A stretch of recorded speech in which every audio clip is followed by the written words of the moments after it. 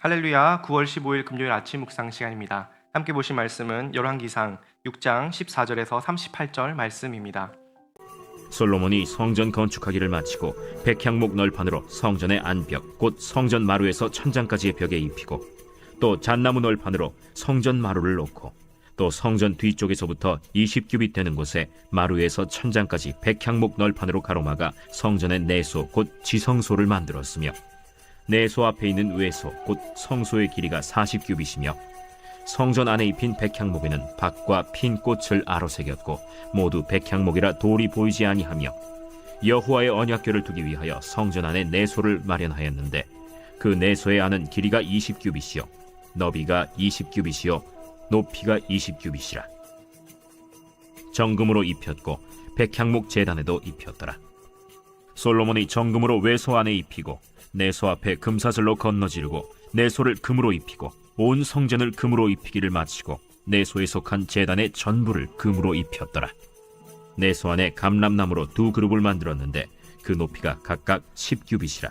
한 그룹의 이쪽 날개도 5규빗이요 저쪽 날개도 5규빗이니 이쪽 날개 끝으로부터 저쪽 날개 끝까지 10규빗이며 다른 그룹도 10규빗이니 그 두 그룹은 같은 크기와 같은 모양이요 이 그룹의 높이가 10규빗이요 저 그룹도 같았더라.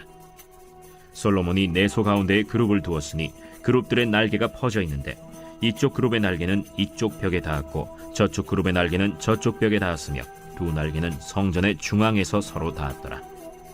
그가 금으로 그룹을 입혔더라.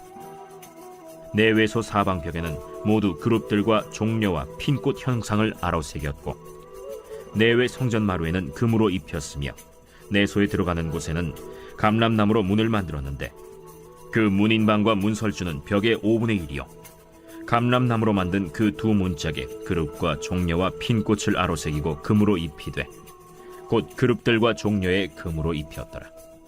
또 외소의 문을 위하여 감람나무로 문설주를 만들었으니 곧 벽의 4분의 1이며 그 두 문짝은 잣나무라.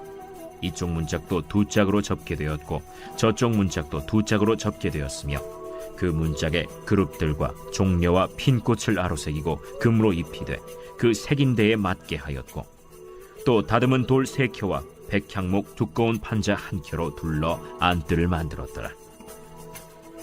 넷째 해 15월에 여호와의 성전 기초를 쌓았고 11째 해 불월 곧 8째 달에 그 설계와 식양대로 성전 건축이 다 끝났으니 솔로몬이 7년 동안 성전을 건축하였더라. 오늘 말씀을 통해서 솔로몬의 성전이 7년 만에 완공되는 것을 볼 수 있습니다. 14절에 보면 솔로몬이 성전 건축하기를 마쳤다라고 했는데 이제 외형적인 모습이 갖춰지고 15절부터는 소위 말해서 인테리어 공사, 내부 공사가 시작이 됩니다. 성전의 내부는 백향목 널판으로 입혀졌으면서 그것은 다시 정금으로 입혀졌습니다.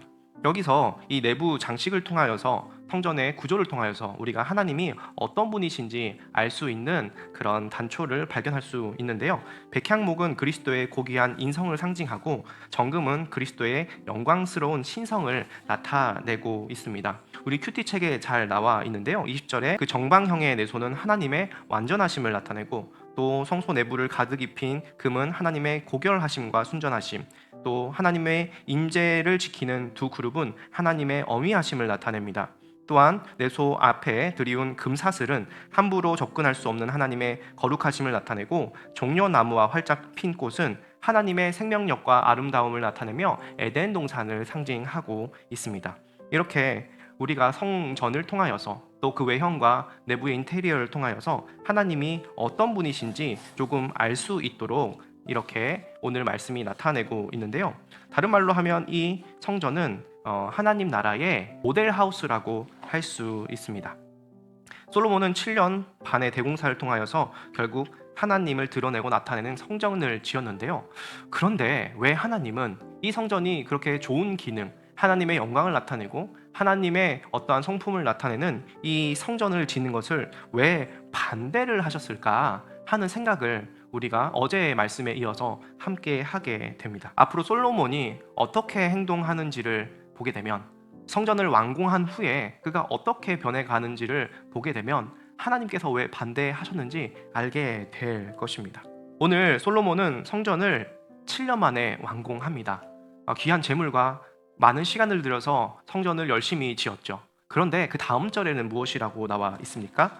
7장 1절에 보면 솔로몬이 자기의 왕궁을 13년 동안 건축하여 그 전부를 준공하니라. 내일 다루겠지만 솔로몬은 왕궁을 13년 동안 짓습니다. 그리하여서 성전의 2배가 되는 그 시간을 자신을 위하여서 왕궁을 지었던 것이죠. 여러분, 성전을 건축한 것은 잘하였습니다. 그런데 하나님을 위하여 그렇게 했지만 더 많은 시간, 더 많은 에너지를 누구를 위하여 썼습니까? 결국 자기 자신을 위해서 썼습니다. 자신의 통치 기간 40년 가운데 7년을 성전을 위하여 짓고 하나님을 위하여 성전을 짓고 다음 14년을 자신을 위하여 왕궁을 짓고 나머지 20년은 또 무엇을 하면서 그는 살아갑니까? 자기의 왕궁을 13년 동안 건축하여 그 전부를 준공하니라. 내일 다루겠지만 솔로몬은 왕궁을 13년 동안 짓습니다. 그리하여서 성전의 2배가 되는 그 시간을 자신을 위하여서 왕궁을 지었던 것이죠.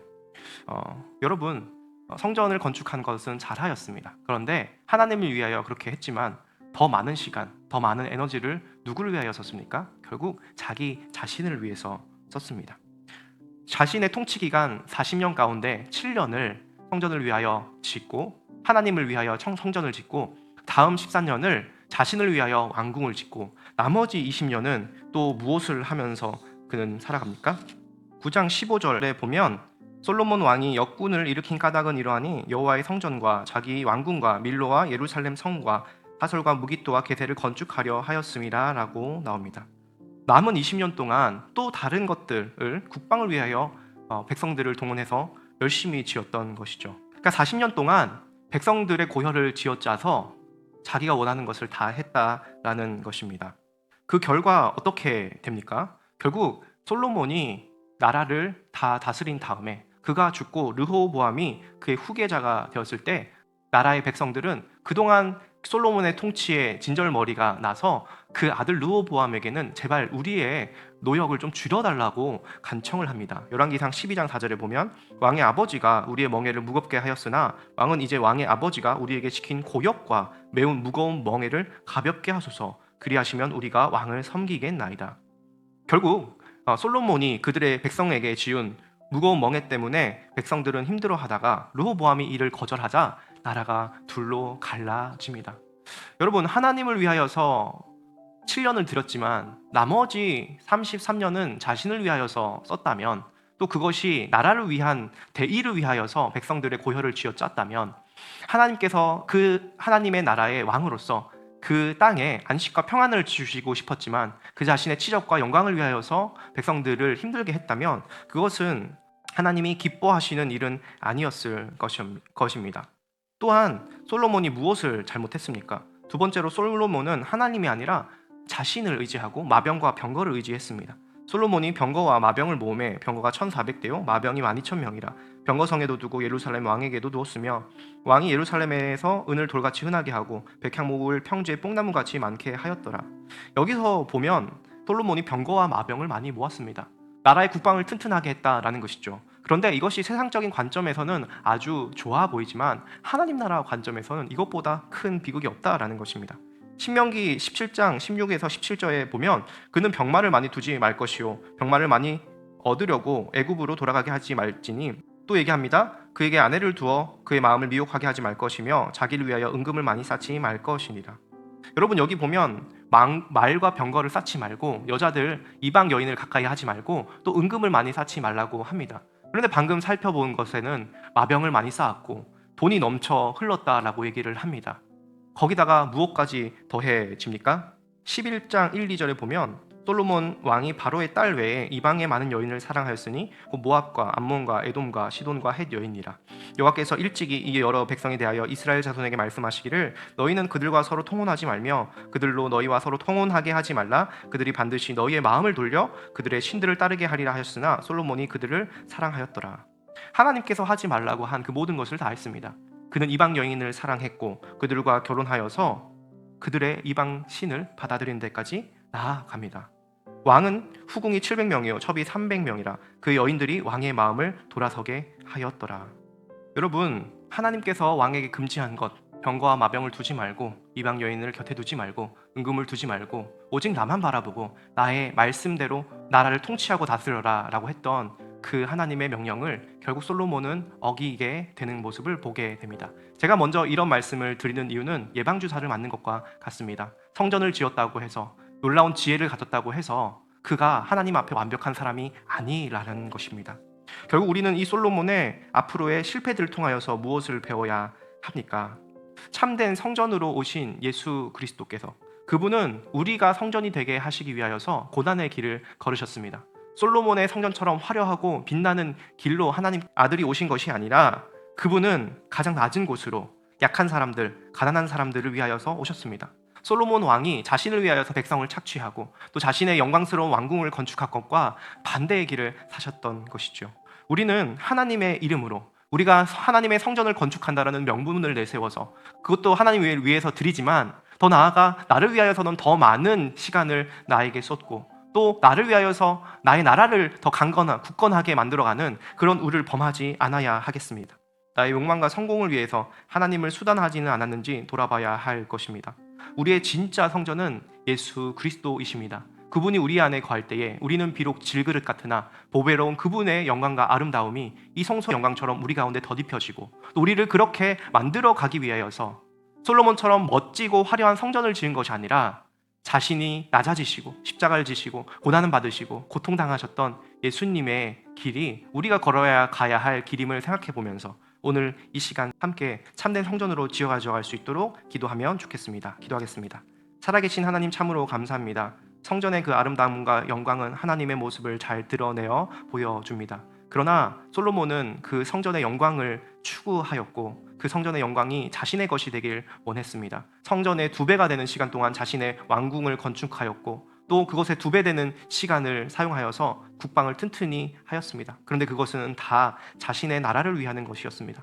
마병과 병거를 많이 하고 이방 여인들을 자신의 처소에 들이며 은과 금을 의지하며 점점 하나님과 멀어지게 되는 솔로몬의 모습을 보게 됩니다. 하나님, 우리 또한 그 길을 가지 않을 수 있도록 은혜를 내려 주시옵소서. 참된 성전 되신 예수님께서 우리 가운데 가장 낮은 모습으로 화려한 왕궁에 오시지 않고 마국간에 오셔서 가장 낮은 길로, 십자가의 길로 걸어가셨던 것처럼 우리도 세상의 외형적인 것에 속지 아니하고 우리 안에 솔로몬을 이 시간 주님 앞에 고백하며 오직 예수 그리스도만 따라가는 성전으로 빚어져가는 귀한 함께하는 성도님들이 다 되게 하여 주시옵소서. 감사드리며 예수님의 이름으로 기도합니다. 아멘.